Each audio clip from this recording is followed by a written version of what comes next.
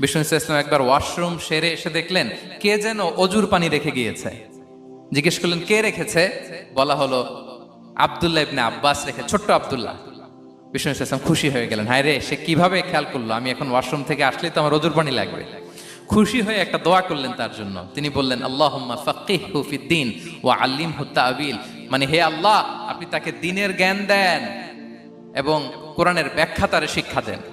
বিশ্বনবীর এই দোয়া এমন ভাবে কবুল হয়েছে, এই আব্দুল্লাহ ইবনে আব্বাস যত মুফাসসির পৃথিবীতে আসবে সকল মুফাসসিরদের সম্রাট হিসেবে আল্লাহ তাকে কবুল করেছেন।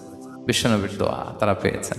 উম্মে সুলাইম রাদিয়াল্লাহু তাআলা আনহা আনাস রাদিয়াল্লাহু তাআলা আনহুকে নিয়ে আসলেন, বললেন নবী হে, আপনি এসেছেন, আমরা যে এত খুশি মদিনাবাসী, সবাই দেখে আপনার হাতে কিছু না কিছু হাদিয়া দেয়, আমি কি দিব? কিছু দেয়ার নাই, কিছু দেয়ার নাই, আমি গরিব মানুষ, আমি আমার নাড় ছেঁড়া ধন, কলিজার টুকরা আনাস, আমার শিশু সন্তানটারাই আপনারে হাদিয়া দিয়ে দিলাম।